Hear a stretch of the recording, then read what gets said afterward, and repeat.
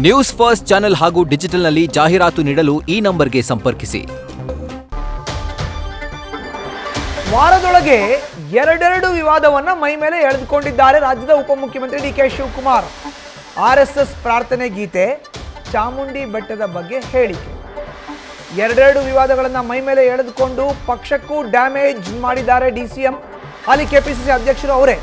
ಇದನ್ನ ಅಸ್ತ್ರವಾಗಿ ಮಾಡಿಕೊಳ್ಳೋದಕ್ಕೆ ಬಿಜೆಪಿಯಿಂದ ರಣತಂತ್ರ ಈಗ ಶುರುವಾಗಿದೆ. ಒಂದು ಕಡೆ ಪ್ರಾರ್ಥನೆ ಹೇಳಿದ್ದಕ್ಕೆ ನೇರವಾಗಿ ಕ್ಷಮೆ, ಮತ್ತೊಂದು ಕಡೆ ಈಗ ಹಿಂದೂಗಳ ಭಾವನೆಗೆ ಧಕ್ಕೆ ಬರೋ ಥರ ಚಾಮುಂಡಿ ಬೆಟ್ಟದ ಬಗ್ಗೆ ಹೇಳಿಕೆ. ಇದೆರಡೂ ಕೂಡ ಬಿಜೆಪಿಗೆ ಅಸ್ತ್ರ ಆಗಿದೆ. ಮಾನ್ಯ ಉಪಮುಖ್ಯಮಂತ್ರಿಗಳೇ, ನೀವು ಸದನದಲ್ಲಿ ಹಾಡಿದಂಥ ಗೀತೆ ಏನಿದೆ ಅದು RSS ಪ್ರಾರ್ಥನೆ ಅನ್ನೋ ಕಾರಣಕ್ಕೋಸ್ಕರನೇ ನಿಮ್ಮ ಹೈಕಮಾಂಡ್ ನಾಯಕರು ನಿಮಗೆ ಸೂಚನೆಯನ್ನು ಕೊಟ್ಟರು. ಸ್ವಪಕ್ಷದವರು ಕೂಡ ವಿರೋಧವನ್ನು ಮಾಡಿದ್ರು.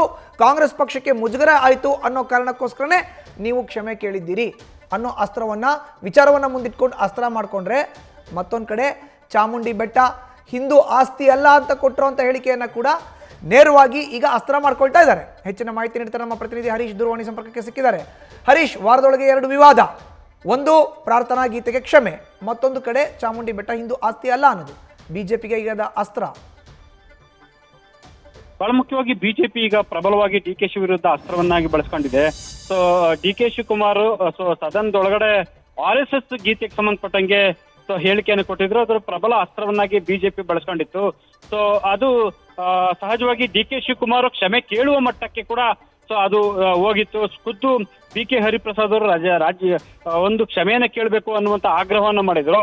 ಸೊ ಖುದ್ದು ಸುರ್ಜೇವಾಲಾ ಅವರು ದೂರವಾಣಿ ಕರೆ ಮಾಡಿ ಡಿ.ಕೆ. ಶಿವಕುಮಾರ್ ಅವರಿಗೆ ಕ್ಷಮೆ ಕೇಳುವಂತೆ ಸೂಚನೆಯನ್ನು ಕೊಟ್ಟಿದ್ರು. ಆ ಬೆನ್ನಲ್ಲೇ ನಿನ್ನೆ ಅಷ್ಟೇ ಕೂಡ ಡಿ.ಕೆ. ಶಿವಕುಮಾರ್ ಅವರು ಕ್ಷಮೆ ಯಾಚಿಸಿದ್ರು. ಇದೀಗ ಚಾಮುಂಡಿ ಬೆಟ್ಟ ಹಿಂದೂಗಳಿಗೆ ಸೀಮಿತವಾಗಿಲ್ಲ ಅನ್ನುವಂತ ಹೇಳಿಕೆ ಕೊಟ್ಟಿರುವಂತದ್ದು ಪ್ರತಿಪಕ್ಷಗಳಿಗೆ ಅಸ್ತ್ರವಾಗಿ ಪರಿಣಮಿಸಿದೆ. ಸೊ ಬಿಜೆಪಿ ಪ್ರಮುಖವಾಗಿ ಇದೇ ಅಸ್ತ್ರವನ್ನ ಮುಂದಿನ ದಿನಗಳಲ್ಲಿ ಪ್ರಮುಖವಾಗಿ ಬಳಸ್ಕೊಳ್ತಕ್ಕಂಥ ಸಾಧ್ಯತೆ ದಟ್ಟವಾಗಿದೆ. ಸೊ ಎಲ್ಲಾ ಧರ್ಮಗಳಿಗೆ ಸೇರಿದ್ದು ಅನ್ನುವಂತ ಅರ್ಥದಲ್ಲಿ ಡಿ.ಕೆ. ಶಿವಕುಮಾರ್ ಹೇಳಿರುವಂತದ್ದು. ಹಾಗಾಗಿ ಪ್ರತಿಪಕ್ಷ ನಾಯಕ ಅಶೋಕ್ ಅವರು ಬಗ್ಗೆ ಹೇಳ್ಬೇಕಾಗತ್ತೆ ಅನ್ನುವಂತ ಸ್ಪಷ್ಟ ಎಚ್ಚರಿಕೆಯನ್ನ ಕೊಟ್ಟಿದ್ದಾರೆ. ಹಿಂದೂ ದೇವಾಲಯಗಳೇನಿದಾವೆ ಅವೆಲ್ಲ ಹಿಂದೂಗಳಿಗೆ ಸೇರಿದ್ದು ಅನ್ನುವಂತಹ ಎಚ್ಚರಿಕೆಯನ್ನು ಕೊಟ್ಟಿದ್ದಾರೆ. ಹಾಗಾಗಿ ಇದು ಡಿ.ಕೆ. ಶಿವಕುಮಾರ್ ಅವರು ಮತ್ತೊಂದು ವಿವಾದವನ್ನ ಮೈ ಮೇಲೆ ಎಳ್ಕೊಂಡಿರುವಂತದ್ದು. ಧನ್ಯವಾದ ಹರೀಶ್ ನಿಮ್ಮ ಮಾಹಿತಿಗೆ.